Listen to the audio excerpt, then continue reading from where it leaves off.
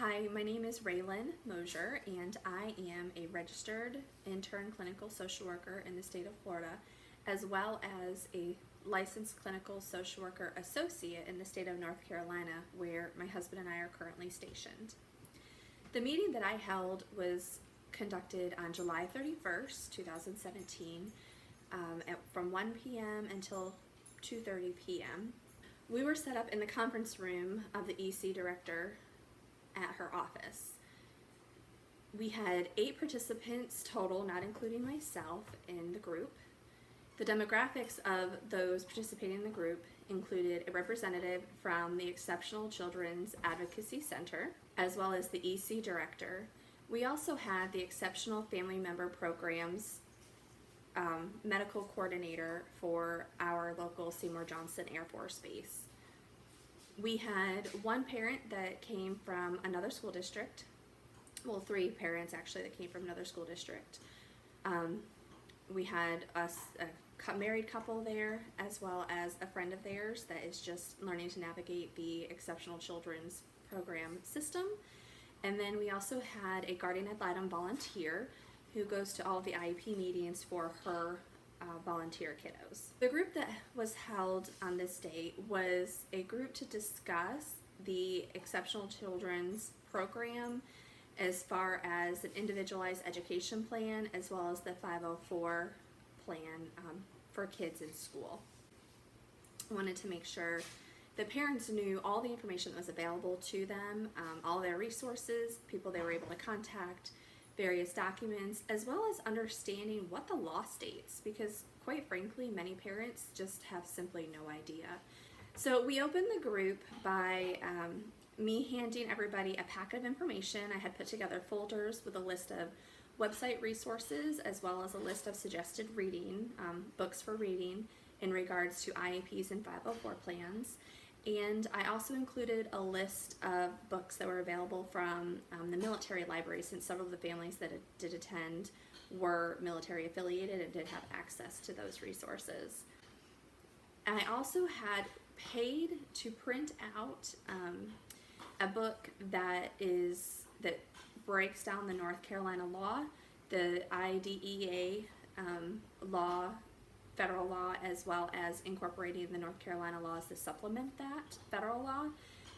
I did conduct an icebreaker, and what it involves is writing the Roman numeral for 9 on a piece of paper, and then asking them how they can change that number from 9 to 6 using only one line. And nobody could figure it out. It took a couple of minutes, gave everybody a chance. I didn't want to wait too long, but it did give everybody a few minutes to kind of think about it. They just weren't really sure. They were thinking about trying to take one line off of one of the Roman numerals and then moving it over, but then that wouldn't really work, and can they swap the positions of the letters, and no, that wouldn't really work.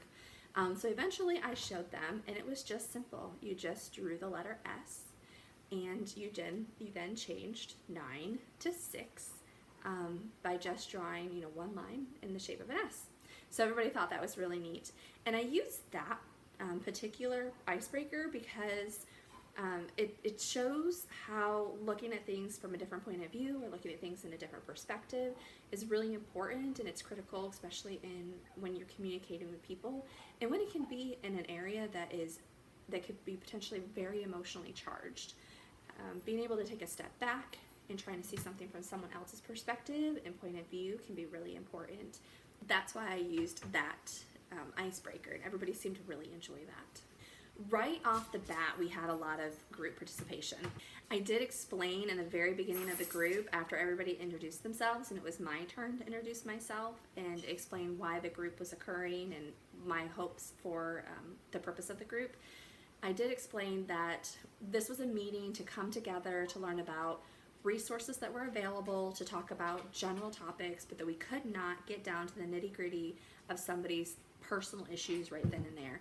Yes, we had the Wayne County EC director there, but the Wayne County EC director, it would not be appropriate for her to talk specifically to a parent to try to break through a problem that they were having. So I wanted to make sure to make that very clear to the participants up front, that while I want you to express your concerns that you've had, I want you to talk about the difficulties and challenges you've had, I want you to talk about the positive experiences you had, but just understand that we cannot solve any problems right now. And I actually had more problem with the ECAC representative than I did with anybody else in the group.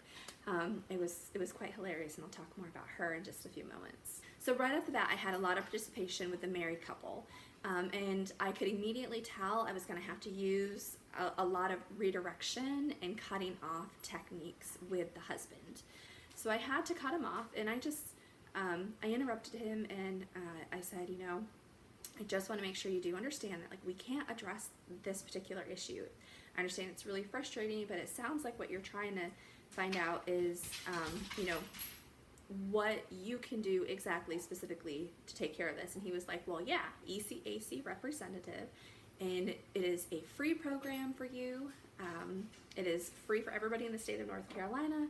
You can call their office and you can make a phone appointment and talk with them over the phone, or you can make an in-person appointment, and she can help walk you through those steps.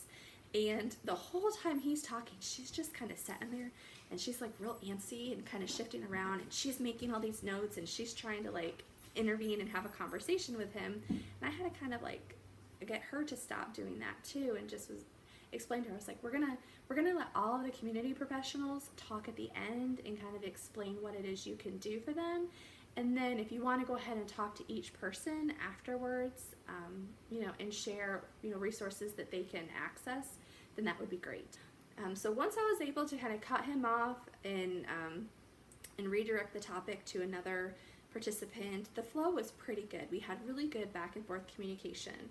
So we took probably about 10 or 15 minutes or so for everybody to kind of go around the room and talk about just some of the experiences that they had been having, and some of the areas that they were kind of looking at for wanting some general guidance. When they were finished, I then had the community professionals share any information they felt would be helpful to the people in that moment, but then also just general places where they could go look. And I purposely waited to do the ECAC representative last because she had made so many notes. I just knew she was going to take quite a bit of time. And I wanted to make sure I addressed her from the very beginning of her turn to talk, and to kind of rein her in. I kept trying to cut people off to end the meeting, and I said a few times, I really want to honor everybody's time. Michelle's just gotten back from several retreats, and she needs to answer some emails, and Patty needed to drive back to Raleigh, which is a little over an hour away. She came for the meeting, and I wanted to really honor everybody's time.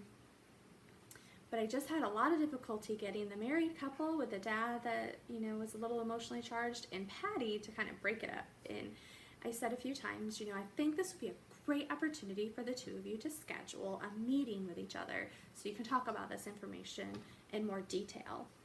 I think overall the meeting went really well. I had some great feedback from it from all three of the community professionals that I invited, as well as the parents.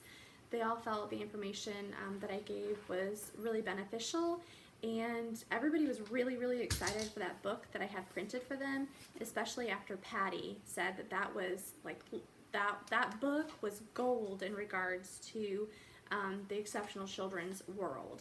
That book is the Bible to the IDEA and 504 statutes.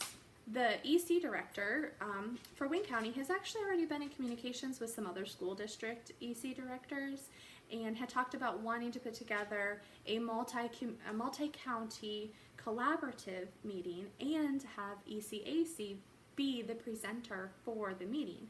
And they want to have parents as well as educators and teachers come to this meeting so that they can all learn about the resources that are available in the state of North Carolina, as well as clarify some things with the laws, because the EC director has recognized there's been quite a few